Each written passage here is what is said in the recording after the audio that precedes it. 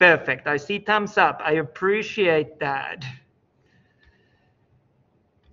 In that case, I'm just going to jump into the material that I really wanted us to talk about today. So we kind of get start on the first chapter. Like I said, I handed out a couple of things here in the class. And one of them is a revision sheet. So I try to have for most of our chapters a revision sheet that really summarizes the most important things of the chapter. So if you don't have that textbook with you, you can kind of like have notes of the particular chapter. This is how I would study. Different people learn in a different ways. So this might not be any use for you. So if you feel that it's totally useless, don't use it. If you feel that it helps you, you can absolutely use it. We'll go through at the end of each chapter, and I think what we'll do, we'll go through at the beginning of next class that we have this sheet, so you kind of have a reminder of what we've covered. And those who joined us remotely will have a chance to also catch up. But you'll notice I have a lot of blank spaces there. Usually if it's a blank, it's something that's important, an important term or a concept. And this way you'll slowly build up really good notes for yourself. But like I said, if that doesn't help you, don't feel that you have to do it. I don't collect them back. They're not homework, nothing like that. It's just one tool that I try to offer to help you. So the very first chapter that we're covering on this course looks at human body and really the orientation of the human body. I think it's important to realize and acknowledge that in medical field, we tend to make things sound harder than it really is. But once you learn that lingo real fast, you'll notice that actually we keep using the same words again and again and again. So we love words and terms that have an origin in Greek or Latin language. So I was very lucky that by accident, I spent as my foreign language learning Old Latin language for years and years. And it became very handy when I went to medicine. In addition to that, we like to name things based on dead old white men who invented or discovered things. Well, it turns out that there was often females involved, and it wasn't just white men, but those guys have dominated the language. So some of that you can see that we name conditions, for example, after a particular person or so on. We love acronyms, especially if you're in the medical field.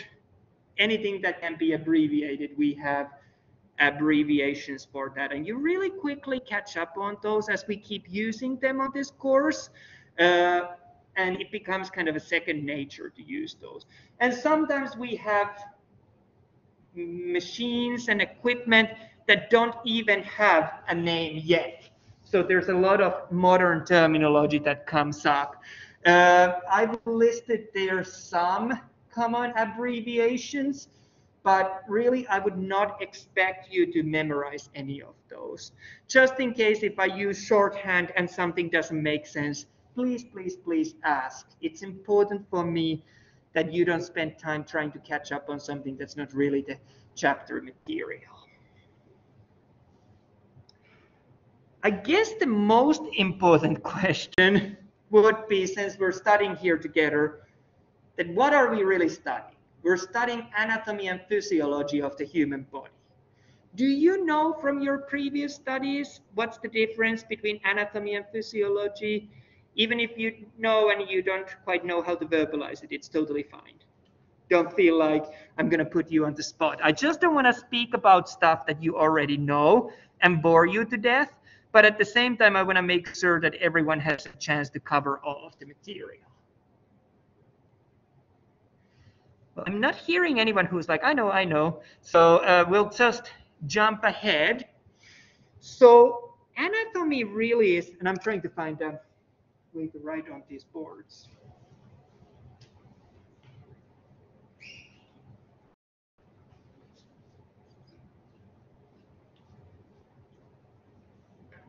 let's see. None of the markers work, so we'll just make do with me explaining it verbally. So anatomy is the study of structures. So we're looking at form of things.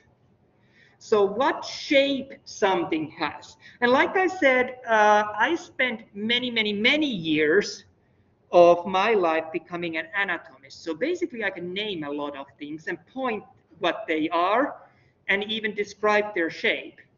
But that's all that anatomy is concerned. It's concerned about the form, about the structure of different body parts. Physiology instead looks at the function, the action of that body part.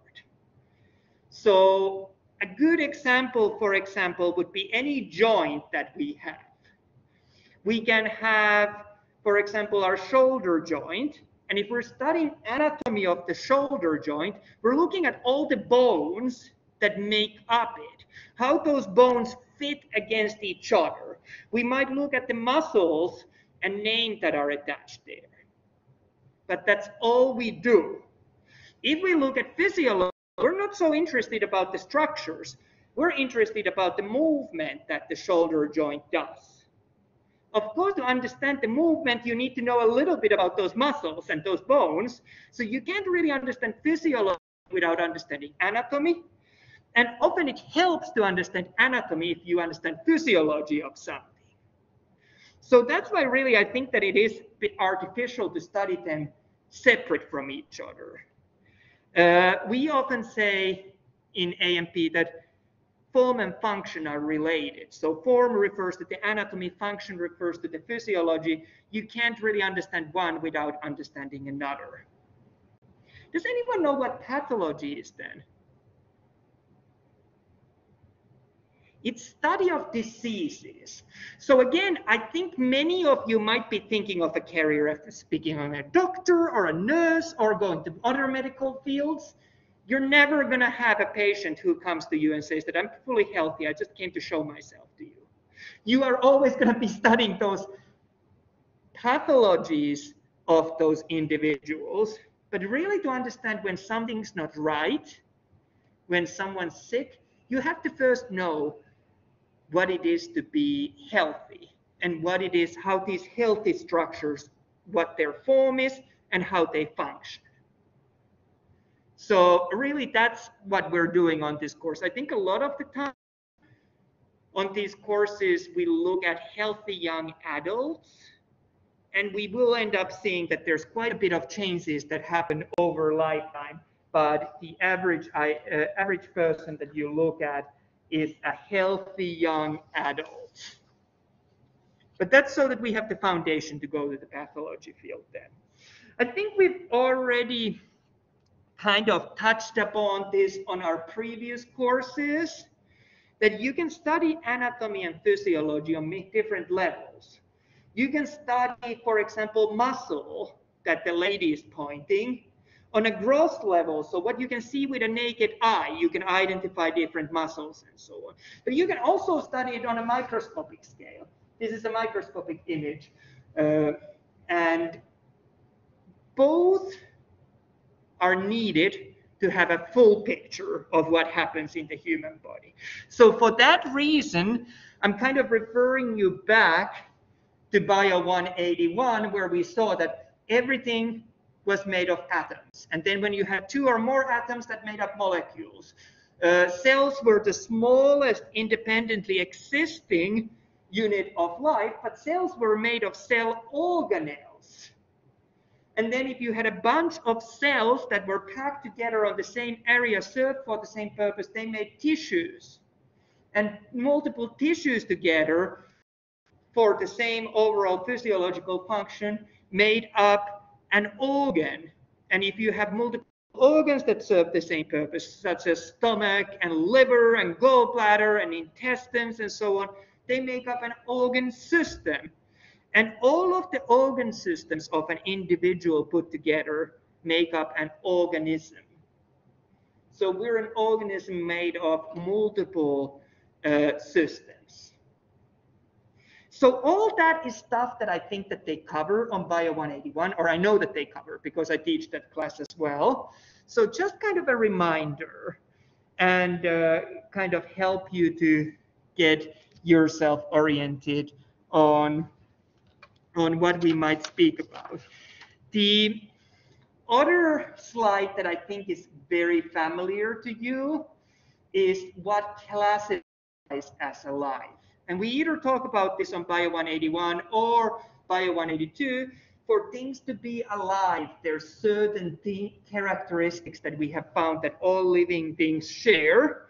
But I really would not probably test you on these to a great detail. I would assume that these are things that you've seen before. However, what we will do on this course and the Bio 202, which is subsequent course after that, we will look at every part of your body, one system at the time.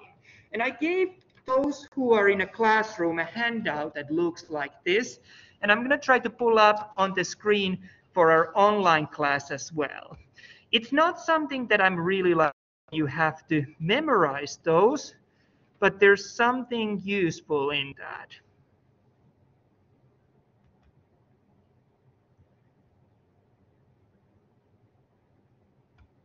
Let's see if I'm able to share that.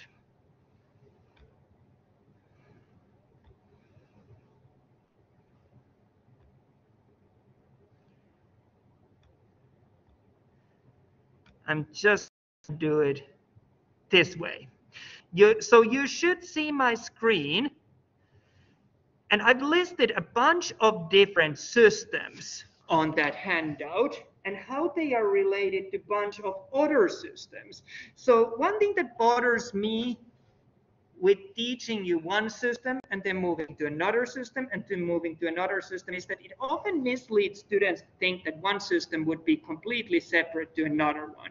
No, we need every system working together to have a fully functional organism. So really the only message that I'm hoping you to get away from this handout is that everything's connected to each other. And again, if you're on our online class, I'll give you this handout then when we meet in person. It's not something that I'm expecting you to memorize or anything. It's just really trying to make that point that even though we look at the different systems on their own, we will at the end hopefully have an understanding of the whole human body and how those systems are connected. Do you know systems human body has other than what I've listed here? There are a few others as well. So you might have heard about them before. Integumentary system, which is the skin and associated structures like nails, hair, glands. Skeletal system, so our bones. Our muscular system. Our nervous system, our endocrine system, our cardiovascular system, lymphatic system, respiratory system, digestive system, urinary system, and reproductive system. So we'll go through all of those, not all in this course. Some are left for Bio 202. But I think that if we cover 4 of them, we're doing well. So on this course, we'll talk about the integumentary system, so the skin. We'll talk about the skeletal system, so the bones. We'll talk about muscular system, and we'll focus on skeletal muscles, the big muscles that you can see. And we'll talk about the nervous system. And really, I think nervous system takes about half of the semester. So after spring break, we'll dedicate our time on that. There's just so much to know there. Any questions about anything so far? No. So what I wanted to do was to write a few things on the board. So bear with me while I figure out if I can use the projector instead.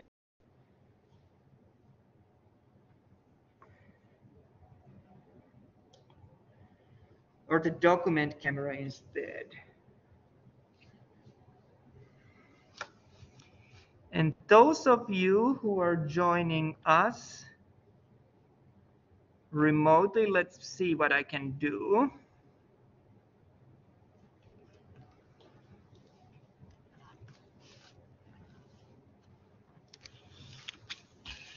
So I'm projecting on the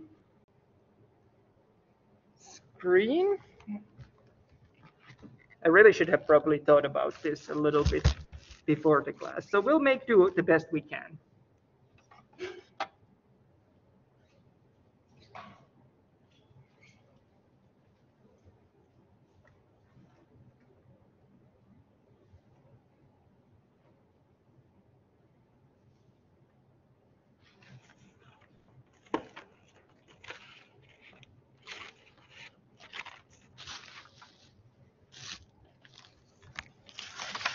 And I'll upload anything I write in a class and you cannot see online.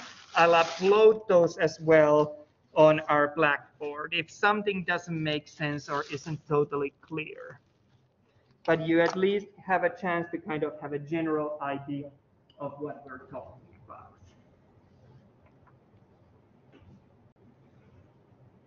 So many of you might have heard a term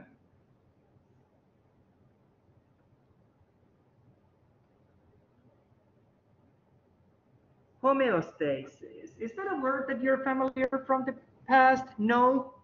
Some know, some don't. And if you don't know that from the past, that's totally fine. I'm trying to zoom in a little bit.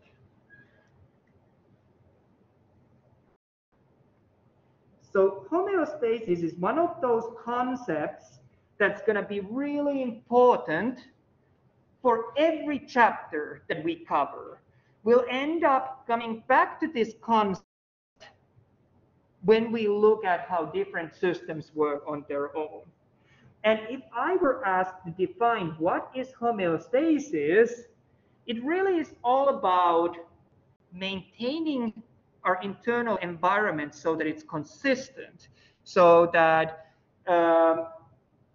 we're fairly constant in our body temperature, our body pH is fairly constant, there's approximately the same amount of water in your body at all times, and so on and so on. So it's all about this maintenance of consistent internal environment.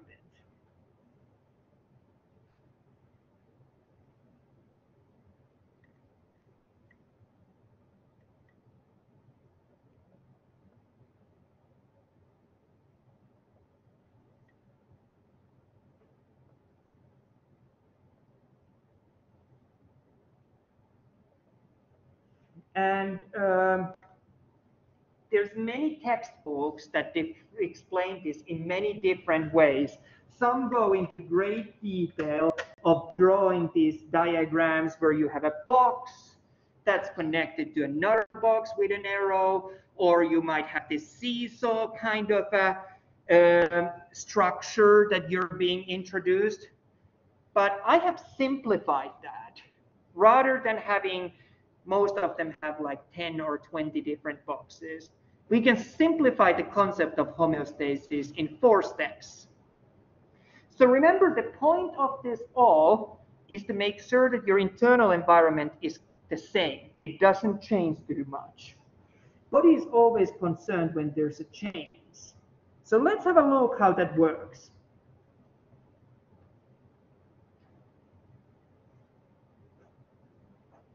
So the very first thing that would happen, there would be some kind of a stimulus, some kind of a change that happens. And this change would, for example, be, let's talk about your body temperature, your thermoregulation. Are we getting too cold or too hot? You can pick. Cold.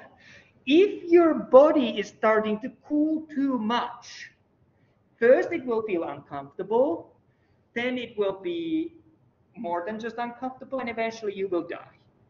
Same goes if you start to overheat. You will feel uncomfortable and eventually you will die. So for that reason, your body needs to keep your temperature within this narrow range of values that's optimal for all life. So let's consider what happens. Now our body is getting cold. So how do we know that?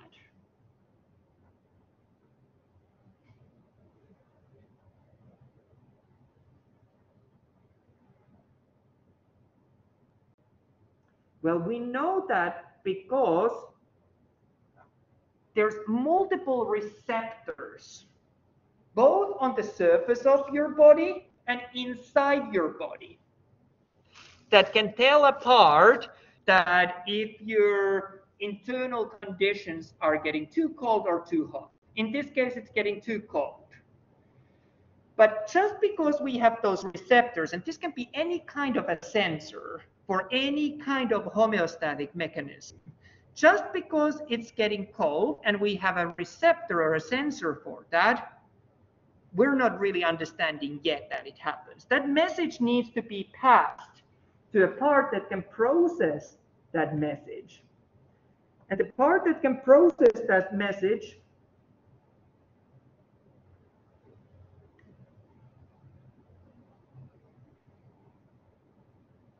is called control center. And the control center most of the time is your brain.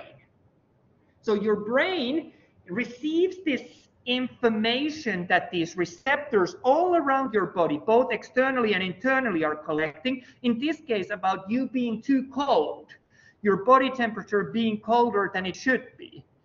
And only once these messages get passed to the brain, we actually sense that, hey, I'm cold. Receptor alone does not really give a meaning to that sensation.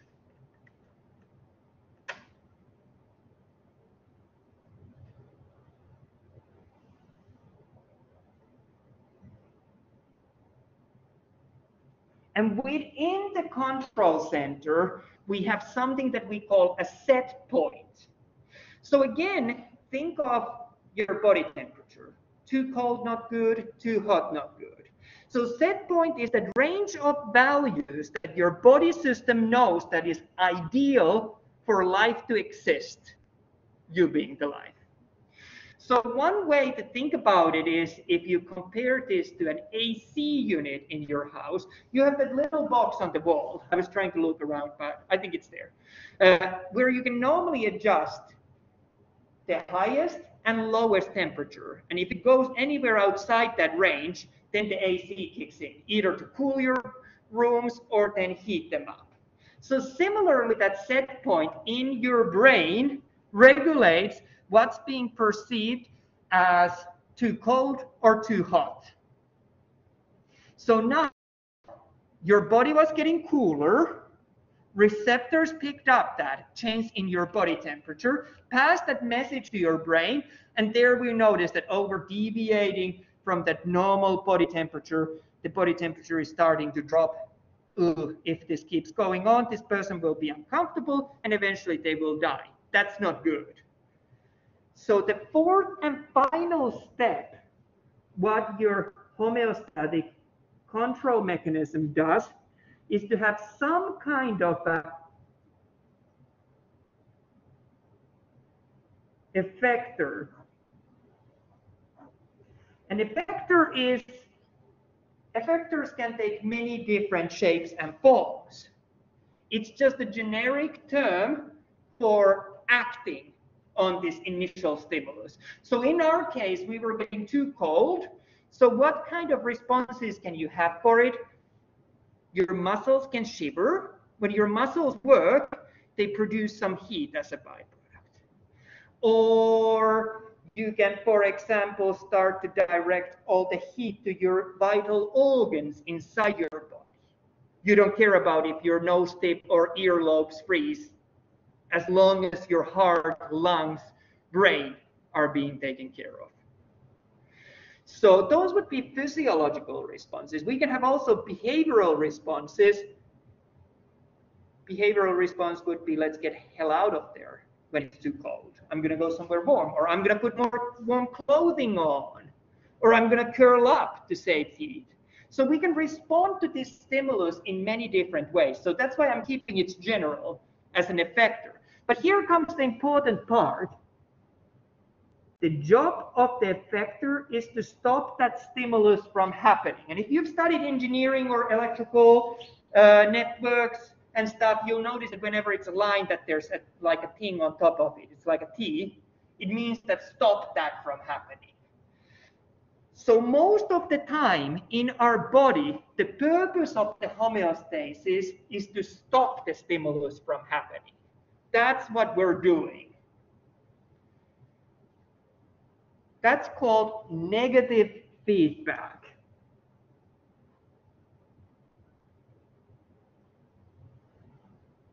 So we're stopping that thing from happening. That's how homeostasis works, and that's what happens most of the time in your body. If we compare this same diagram to being too hot, well, stimulus is increased heat. I'm just trying to get it all to show up. You're warming up inside. You sense that through thermoreceptors, pass the message to the brain. We compare it to what should be normal body temperature, and we say, oh crap, this body is getting too warm. So now let's start sweating. That, for example, would help us cool off. That would be a physiological change. Let's direct more blood to the surfaces of the skin so it can evaporate. That would be a physiological response. Behavioral response would be, let's get out of the sun and go to a shade. Things like that. So really, this homeostatic feedback mechanism loop can be applied to anything that goes on in your body with the goal of trying to maintain consistent internal environment. And I think that one of the, or some of the other examples could be, for example, other than temperature regulation. We could, for example, try to regulate that you have right body pH. We could try to regulate that you have right amount of fluid in your body, and so on, and so on, and so on. Does that all make sense? Yes. Because this, although it's a simple concept, it's going to be a core concept that we keep coming back. There's only 3 times in life that I can think of when the homeostatic feedback mechanism loop would be positive feedback. So by positive feedback, I mean that there's a stimulus, something's happening, and we detect it with our receptors. We pass that message and compare it to the brain and compare it to the set point, and then we act on it. And while we act on it, we try to make that stimulus even bigger. When would that happen? Why would that make sense? Most of the time it doesn't. Do you happen to know what those 3 times would be? It'll come to you soon. One example of those would be giving birth. When the baby's head is pushing to the uterus of the mother, that causes the uterine wall lining to stretch. That stretching is the stimulus that's being detected by receptors on the uterine wall lining, and message passed to the control center compared to what size, what the uterus should normally be, and we notice that, oh, the baby's coming out. Well, no pregnancy goes in a way that the baby starts to come out and then we stop there. That would make sense. So the effect is actually going to be that the uterine wall lining contracts even more and pushes the baby out. So it's like a self-feeding loop. That makes sense. The 2 other ones are going to be, first, let's talk about bleeding. When you start bleeding, when you have a cut, slowly you'll notice that a scab forms. And formation of scab promotes more scab to form. So again, the stimulus would be loss of blood, a cut. We would detect blood going out, compare it to how much blood there should be in your body, what's the normal amount, and say that let's form a scab on that cut so you don't keep bleeding. Well, a little bit of scab formation promotes more scab formation. It makes sense that we stop that bleeding in that way. That still kind of makes sense? Yeah. The third and final example would be lactation. So when the mother that has given birth to the child breastfeeds the baby suckles nipple. That's the stimulus. It gets detected by stretch receptors and other kind of receptors in that area, passed to the brain, compared to the normal state, and we say that, okay, we should pump out some milk. And more milk comes out, more the baby will suckle the nipple. And again, that's positive feedback loop that promotes all of those other things to happen. Does that still make sense? So those were the only 3 odd times or weird times. Really, most of the time, it is gonna be all about negative feedback.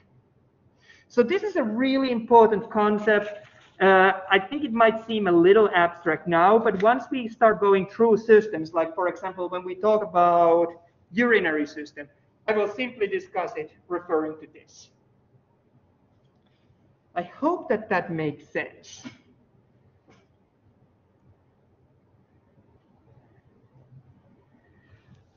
And I'm gonna open up the PowerPoint again. The handout that we ended up with, or the notes that we ended up in the class, look like this, but I will be posting those on the Blackboard at the end of this class. So let me just share my screen again.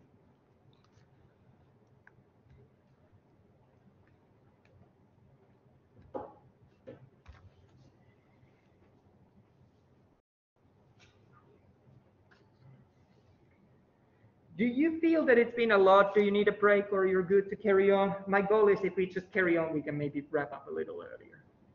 Yeah, I'm seeing nodding here in the class, so I think that we're just going to do what they say. We'll proceed like they say. So what I'm sharing on the screen is another way of showing the diagram of homeostasis.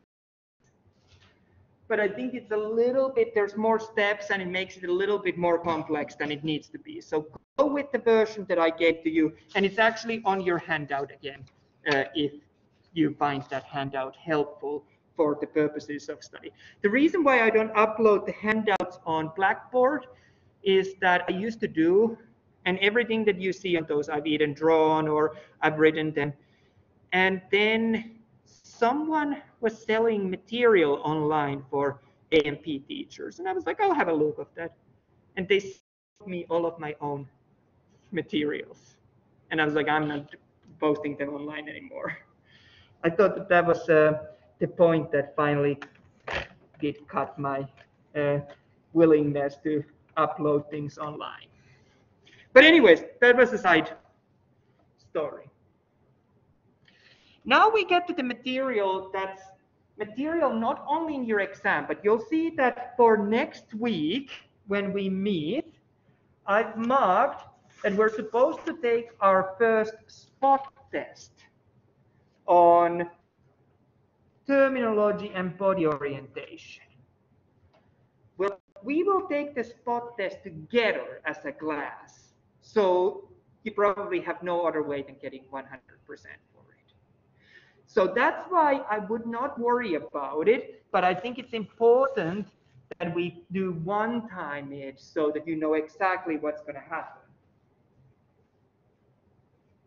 But for those spot tests, most of the time you'll be using one of these. These skeletal models of human body, I'll try to make sure that you all have one, and you will be using that one for entire semester, and if you continue to Bio 202 for that semester as well. Basically what we'll do, we'll use clay or we'll use pencil and all other stuff, and you'll build the entire human body on that, one system by system. So your spot tests will be also by using these skeletons. They'll be very simple things like when you build a lot of structures, I'll ask you to put a pin that has an A letter to a certain part of the body and B to another part. And then I'll go around and check that if you got them right. And that's it. Or it might be that I put pins and you have to tell what it is. What we'll be covering for the rest of the class today, it might be that I ask you to identify a structure that I tell you. And we'll basically be looking terminology for the most part for the remaining of the class. So that's why it's really useful to come in person to those tests. It's kind of a hard thing to do remotely. So what we're seeing on the screen at the moment I hope that online class can see it as well. We're seeing this diagram of this dude or girl. I think it's a dude. We don't really have identifying details of a person standing kind of in a weird position. Their hands are facing outwards. They're facing forward. Their legs are together. And this is usually the position we use in anatomy and physiology, assuming that that's what's normal. Do you ever stand like that? No one is ever standing like that. So it's totally artificial position. But that's the position when you go and speak to a medical doctor or you do post-mortem or whatever. We relate all the structures to this position. So it's kind of like a, I would say, an agreed general neutral place. And everything else is explained in reference to that. This position is called anatomical position. An anatomical position is going to be really the position where your model, or you can have a half of the skeleton, how your model is standing. But also when we discuss about structures in relation to each other, we always assume that, okay, let's compare it to that. It's just so that we have a shared starting point. And there's some directional terms that we will use when we discuss one structure or different structures in relation to each other. And we need to go through those sessions or those terms. I'm just scrolling through to see if I have a slide of those. I don't. So we're going to jump back to the document camera. And I realized that this might be, again, a little bit of a nuisance for anyone who's joining us remotely. So I'll try my best to share the screen. And what I can't share, then you'll be able to see on the handouts that I upload. Perfect.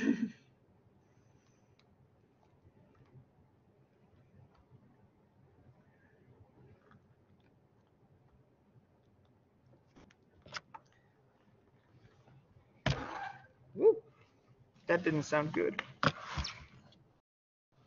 So again, I do apologize that it's not ideal for anyone joining remotely, but we'll make do our best.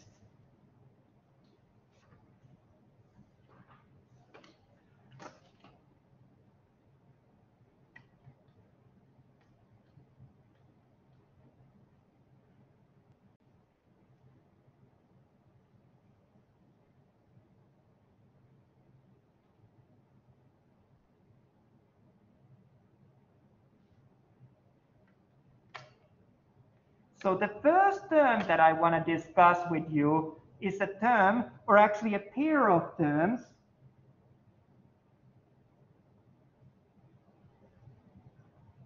superior and inferior. So superior refers to something being higher up, and inferior refers to something being lower, further down. So if you think of the terminology, when you go to work and you have a boss and your boss is superior to you, it refers that they're higher in the organizational rank than you are. So you are inferior to them. Similarly, we can think about different structures in the body. For example, your nose is superior to your chin, or your chin is inferior to your nose. Does that make sense? It might seem initially like, why don't we just use words above and below? But these are terms that are being used around the world when we talk about anatomy and physiology of the body. So it's really worth of learning them once and then being done with it.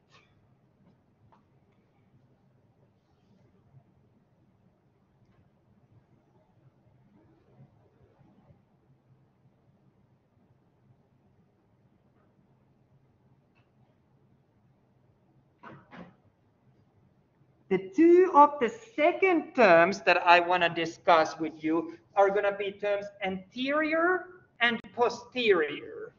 Anterior means in front, and posterior means behind. So your nose is more anterior in relation to your ear. What else could I think of as an example?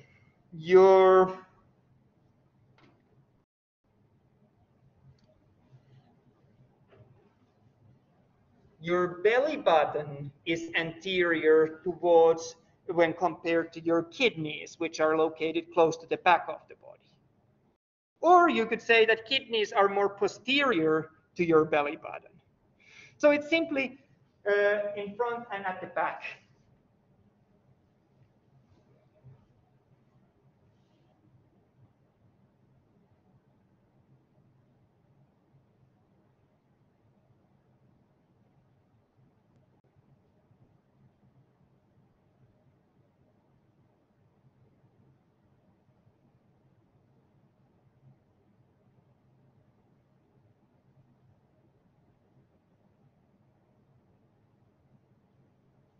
So the next two that I have are terms medial and lateral. Medial means close to the midline of your body, and lateral further away from the midline. So again, we're comparing two structures' position. For example, your nose will be medial to your ear. Your ear will be more lateral, or your palm in this case would be more lateral compared to your shoulder. So further away from the midline or closer to the midline.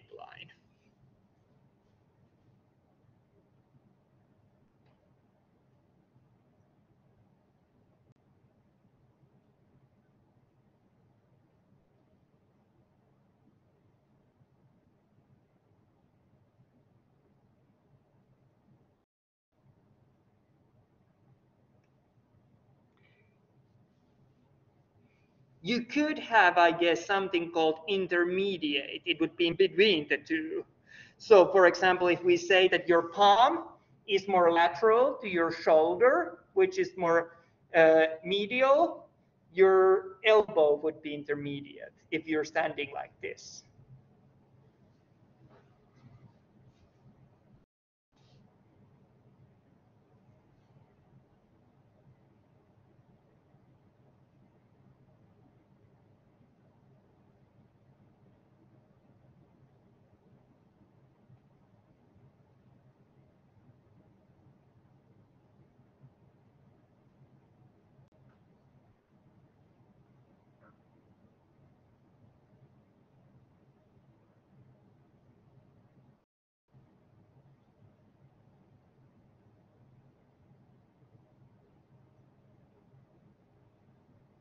The two next terms that I want to discuss about are proximal and distal.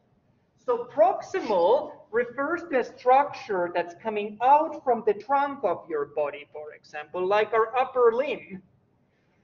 If it's proximal, it means that it's close to where that part starts. So our shoulder would be more proximal than our palm, which is further away along that structure. Distal means far away, so our palm is more distal in relation to our shoulder. Well, you might think that that sounds silly, but we also use them when we talk about blood vessels. So blood vessels that start, let's say a blood vessel that starts right from the heart and goes around the heart. So the part that's closer to the beginning of that blood vessel is proximal. Part that's further along when you continue that blood vessel from where it started, that's more distal.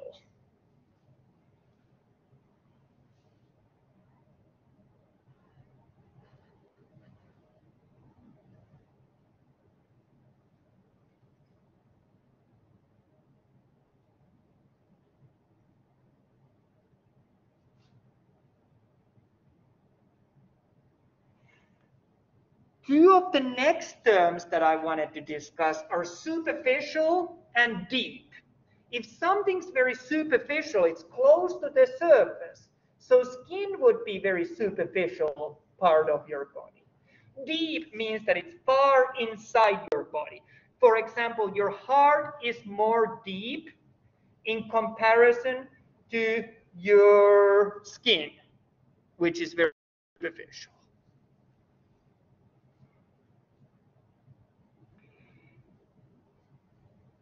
Your skin is more superficial in comparison to the deep muscles that are further into your body. So I think that that's a really good list for us of different terms that we should be familiar with.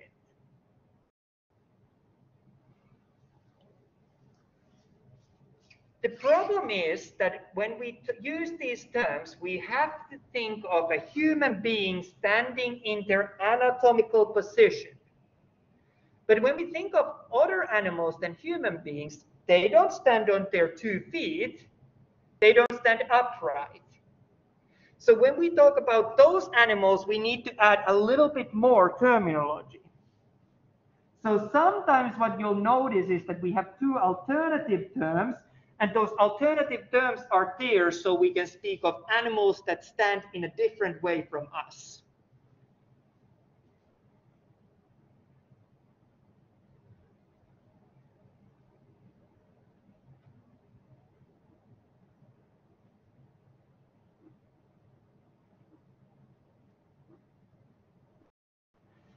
So I've added 2 more terms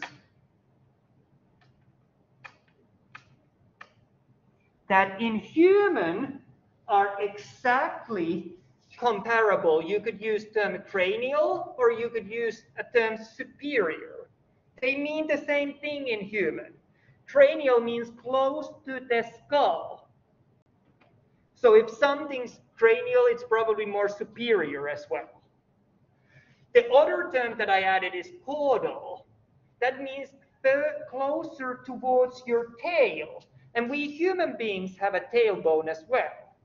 So if we talk about something being more caudal, it's probably more inferior in your body. So why do we have these extra words? Think of a dog that stands on 4 legs. Their cranial is going to be actually their anterior, so towards the front. And their caudal is actually going to be their posterior, so towards the tail, rather than being comparable to superior and inferior. Does that make sense? So cranial towards the skull, caudal towards the tail.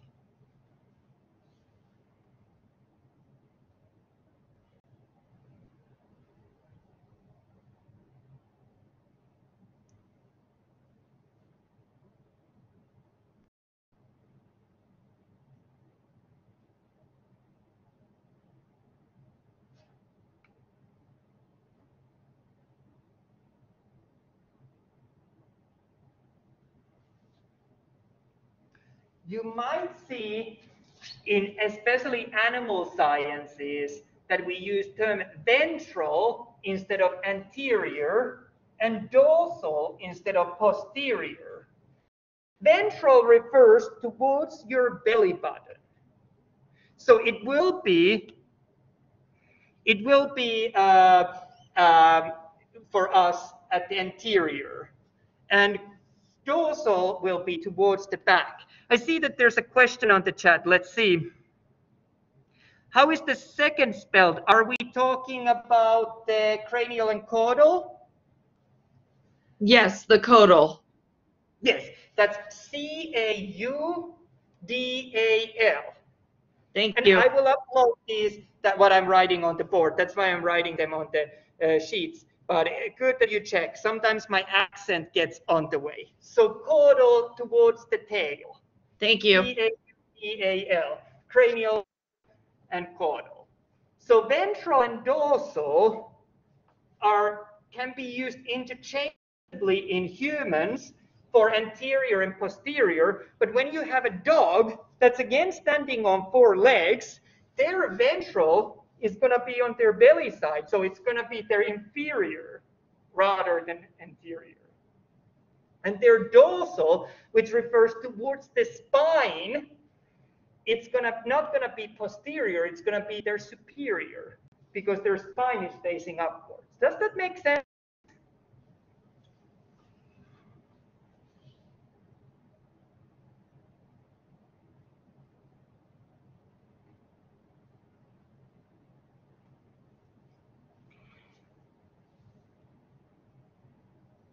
And I promise I can only think of 2 more terms that we should add to this.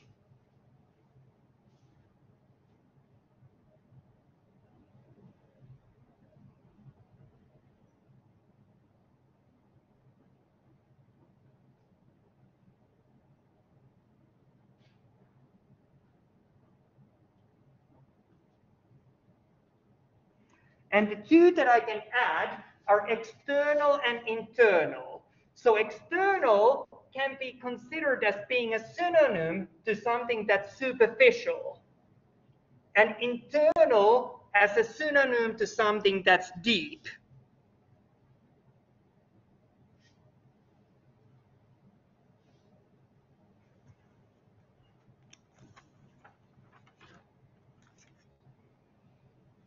So that's a lot of terminology.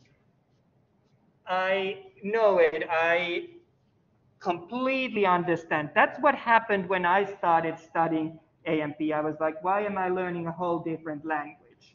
But once you learn it, you'll notice that we keep using those same terms time and time and time again. So it's worth taking the time to learn them once.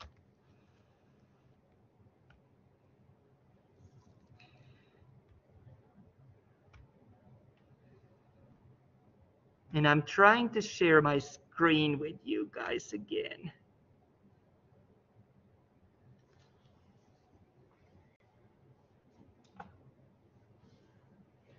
So there we have the anatomical position, and on your handout on the other side I have all these possible directions, and we'll go through it together at the beginning of the next class. But if we were to take a spot test out of it, I could, for example, ask you to mark with a clay that's red one structure that's more medial in comparison to another structure that's more lateral. So what did you mark if you were comparing a medial to a lateral? Yeah, nose and ears would be good. Nose is more medial, ear is more lateral. Your belly button versus your hip, things like that. If I ask in a spot test you to compare a structure that's more superior versus inferior, what could you compare? Perfect. Collarbone to fingers, your different digits. That's a really good example. And so on and so on. So spot tests are really that simple. They just go through some of the language that we've covered or some of the structures that we cover. And rather than you filling in papers, it's a little bit more interactive. So we'll do the first spot test all together. So there won't be curveballs, but I kind of want to give you an idea what to expect.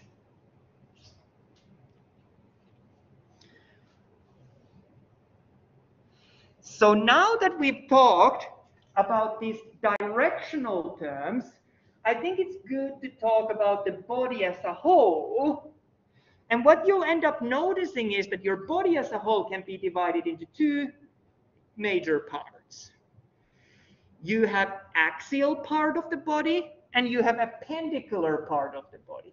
Axial part of the body refers to the trunk and head and neck. So all the middle parts of you.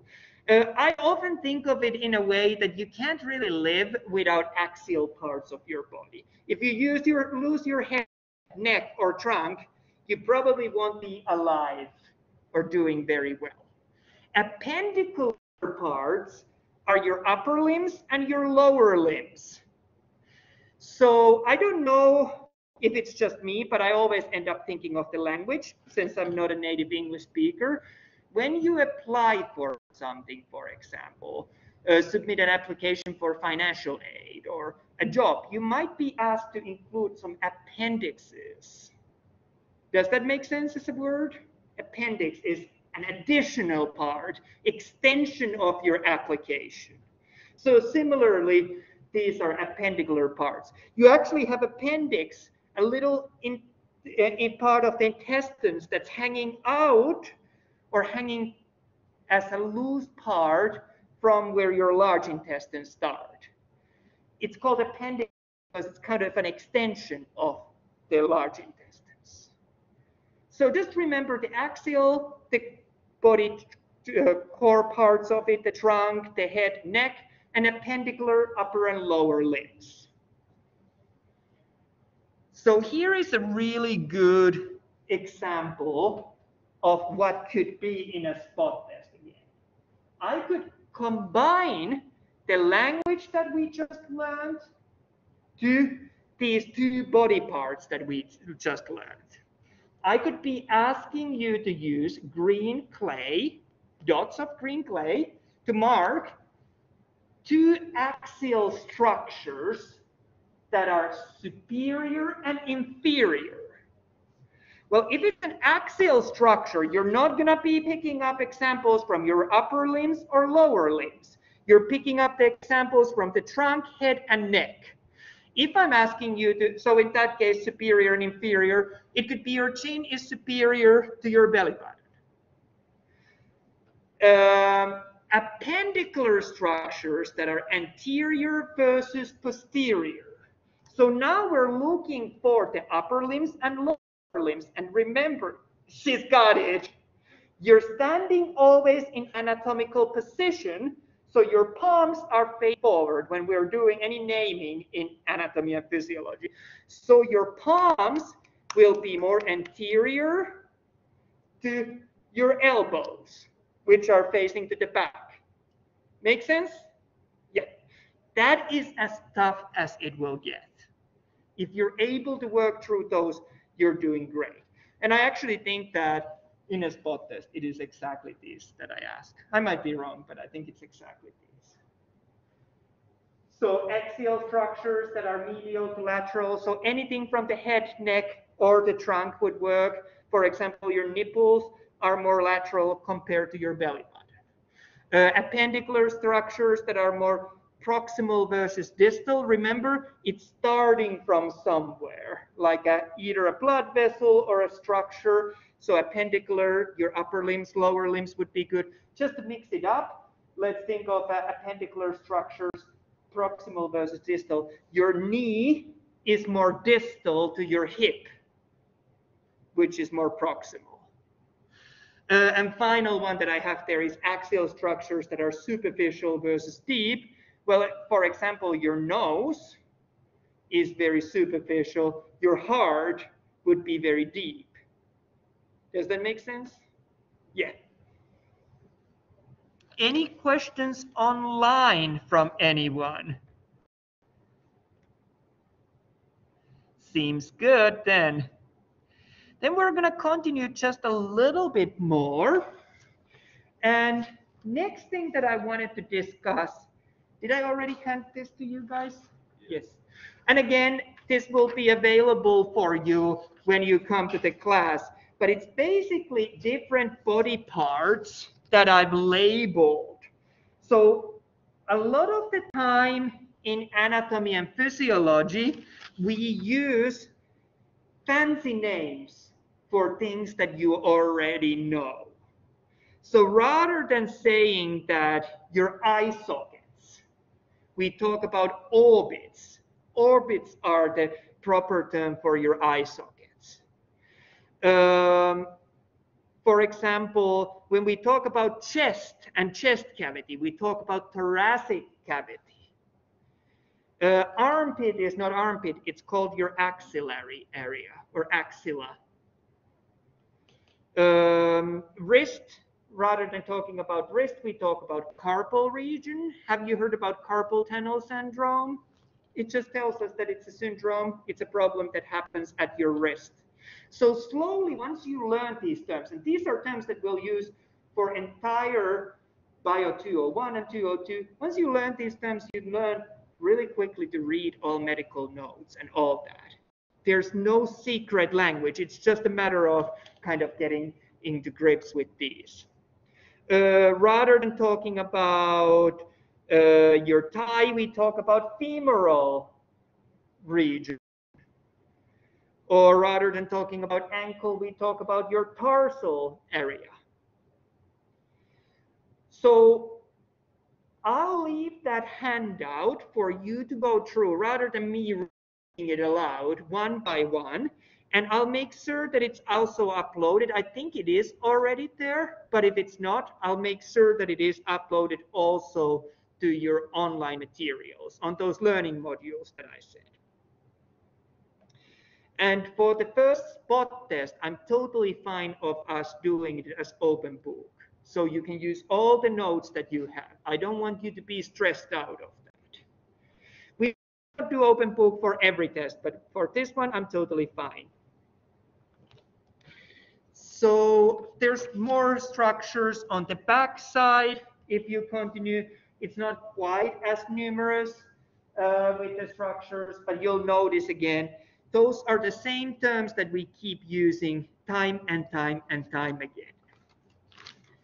So normally in my class, and I'm just looking at the time, if I had time, I would probably draw an outline of a human being and then use Post-it notes to label the different parts.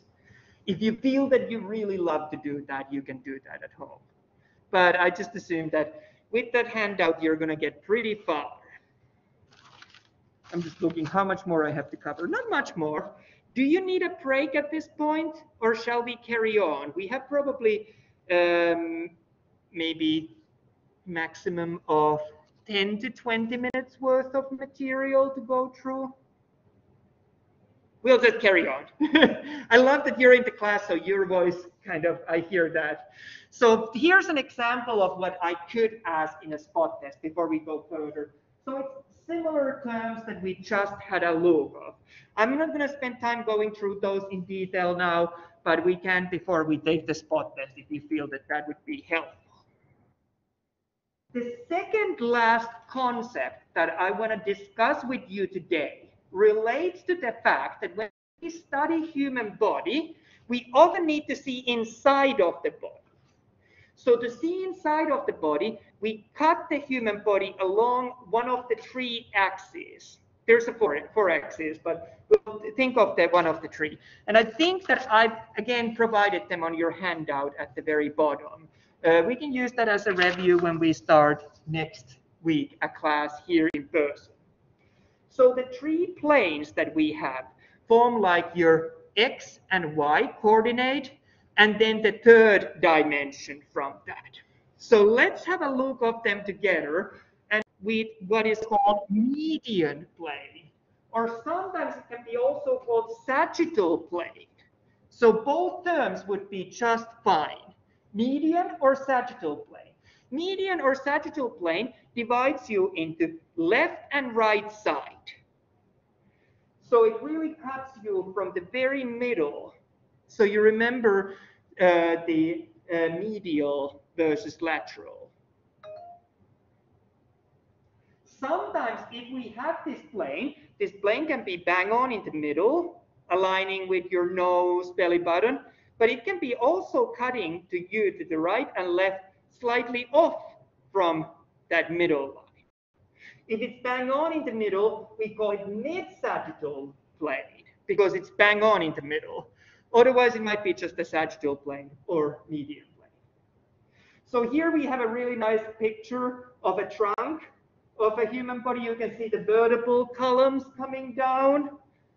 I'm trying to get a pointer for our online students. Oh, I didn't mean to do that, sorry.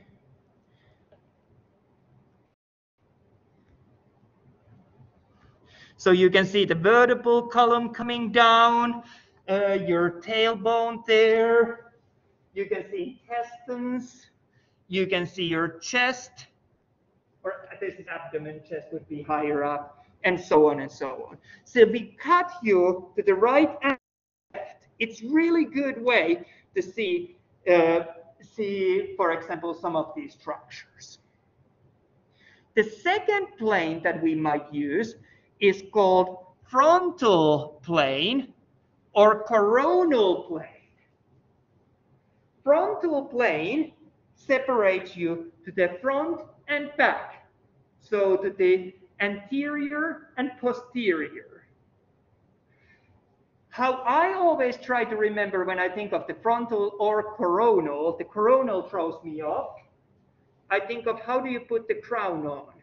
You put it like this. So you separate yourself where your hands would go if they were knives, how it would separate you to the front and back. So here we see really nice frontal section or coronal section of the human body. So we've cut the chest cavity to the front and back. And we can see the lungs there. We can see the heart in the middle. We can see our liver, large here, stomach, and so on. So that's the frontal or coronal plane. And the final plane that I was going to tell you about is going to be transverse plane, or sometimes also called horizontal plane.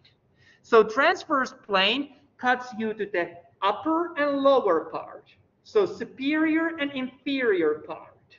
Here we cut someone in half at the level of the abdomen, so we can see liver, we can see spleen, we can see the spinal cord. So spinal cord, liver, spleen, and intestines, including the pancreas. So those are our three planes. There is a fourth one, but we rarely use it. The fourth one is called oblique because it doesn't align to any of these. It can be anything else but any of these. Does all of that make sense? Yes. I see nodding in the classroom. And the last bigger of a concept, I'm just going to check online that I'm not missing anything. There's a couple of comments. Let's have a look. Okay. Perfect. I really appreciate it. So the last concept that I want to talk tonight about, I know it's been a lot, but we're going to wrap up whole week's worth of material on this, is how your body is full of all these empty spaces.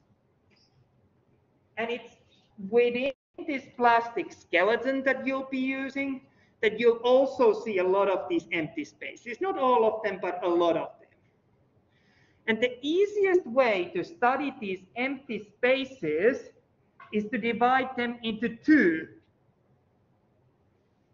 So let's start with our dorsal parts of the body. And I'm again just trying to find my pointer. So our dorsal parts, they're highlighted on this diagram on a yellow color. So dorsal, that refers towards the back, towards the spinal cord, towards the spine. So dorsal cavity is made of two different parts. Your cranial cavity, so where your brain sits inside your skull, and your vertebral cavity, where your spinal cord runs within the vertebral column. So dorsal cavity at the back, made of your cranial and vertebral column, or spinal cord where it runs. And then we have our ventral body cavity. That includes three parts at large. It includes our thoracic cavity, so your chest, your abdomen, and your pelvic cavity. They're all facing towards the front, towards the belly side. So they're ventral parts of the body. The thoracic cavity can be further subdivided into pleural and pericardial part. Pleural is where your lungs are, and pericardial where your heart. But if you stick with the thoracic, abdominal, and pelvic cavity, you're doing great. So again, in the spot test, I could ask you to identify your cranial cavity. So that would be where your brain is located. Your vertebral cavity, that's where your spinal cord runs within the vertebra. And then we could go to the ventral body part, your thoracic cavity, where your chest cavity, where your heart and lungs are located, abdominal region, where your intestines are, and your pelvic region. So I hope that those make sense. And this is why I wanted to take at the time to figure out those terms dorsal and ventral, because it will become so easy and so natural to you more and more and more we use those. I'm just looking at the time. So here would be a really good example of how we can identify them, for example, on the skeleton or skeleton model that I give you with different areas and different colors. I said that that was the last thing, and then I looked at my notes and I see that we have 45 minutes. We're going to go through one more thing, and I promise that's it then. You look so depressed. I promise it won't be much longer. But it's worth of us going through. We're not going to spend time on looking at different quadrants or looking at the way of dividing the abdominal region into 9 areas. What we're going to be focusing is, we've done all this talking about anatomy. Let's look at some physiology. So I want to look at some movements with you. And the movements that we're going to go through, I'm just checking, do I have it on the handout? We'll go through it at the beginning of the next class as a revision as well. But the movements that I want to start with are flexion and extension. If anyone goes to the gym, you would have heard about these. So flexion refers to decreasing angle between 2 body parts. So where's the beach? You're decreasing the angle between the 2 parts on the each side of where your elbow is. Extension means increasing this angle, making it bigger. And it doesn't just have to be on our upper limb, it can be on the lower limb, it can be in other parts. But remember, flexion always makes an angle between 2 parts of the body smaller, and extension then increases that. You can sometimes do something called hyperextension. It's when you curve like really a C shape towards the back. So that causes a lot of injuries because you're not supposed to extend that far. Here's a drawing of someone who's flexed pretty much completely. So notice how all the angles or all the joints that we have in the body, we've tried to decrease the angle as much as possible, so flexed as possible. I'm trying to think of, could there be anything that I missed on that picture? When we talked about hyperextension, look how these people are now extending further than the normal straight line of the body. They're extending further beyond what's normal. That would be hyperextended. I'd like to add 2 more terms to this description: abduction and adduction. Abduction means taking away from the body. So think of the individuals who say that UFOs have abducted them. They've been taken away from the earth. And adduction is like adding something towards the body. So now I'm abducting my arm, and now I'm adducting it. So abduct, away, adduct, add.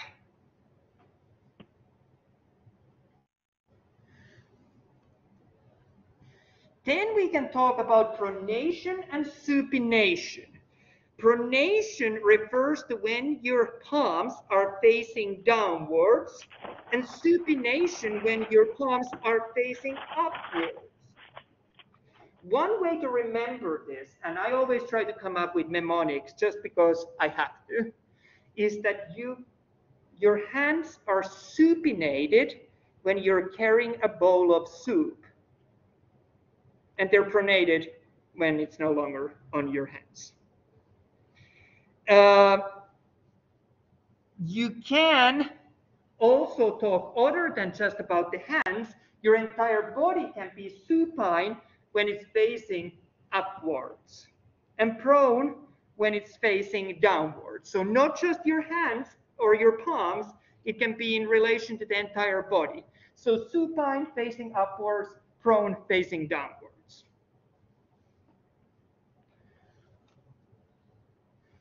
Two others to add would be elevation and depression. When you elevate something, you bring them upwards.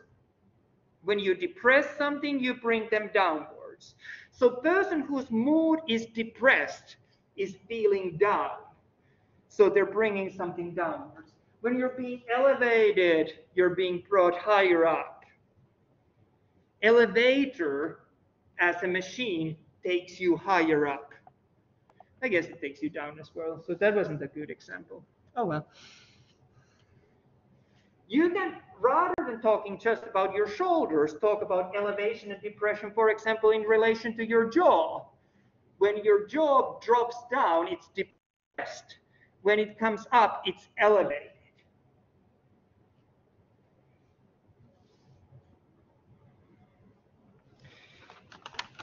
I think I have still a few others that I've listed here. Retraction and protraction. Retraction is to take towards the back. For example, your shoulders can go towards the back. Retraction. And protraction, push your shoulders to the front. Same as you could do rotation of your head, or you could do rotation of your leg, or you can do circumduction, which is just going like a circle-like movement of your arm. Same as with your jawbone, you can protract or retract it. Protract, bring to the front, retract, bring to the back.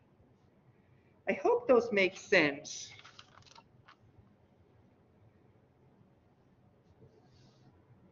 So there's the list that we just had a look of together. I think that that's a really, really good list to kind of summarize all of these movements that we saw. Flexion decreases the angle, extension increases the angle, abduction away from the midline of the body, adduction towards the midline of the body. So add. Pronation, palms down, supination, palms up. Remember carrying a bowl of soup. Elevation, to move to the superior direction, to the up, and depression, move to the inferior, so to the downwards direction.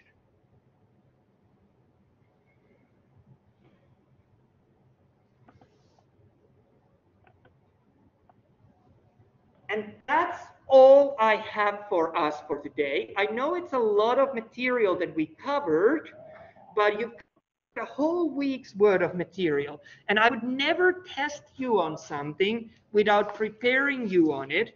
So next week when we meet, we will revise all of this together, and then we will take together the first practical test that you'll be taking on this course.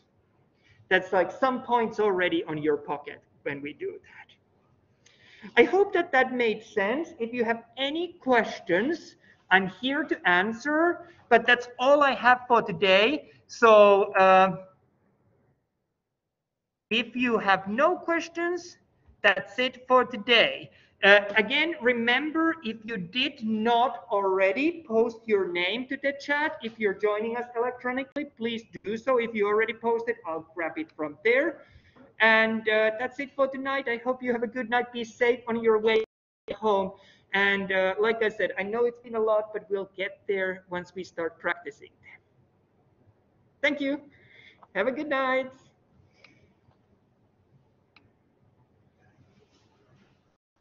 we'll meet next week at the same time. No, yeah, next week at the same time. Awesome. Have a good week. Thanks. Thank you so much.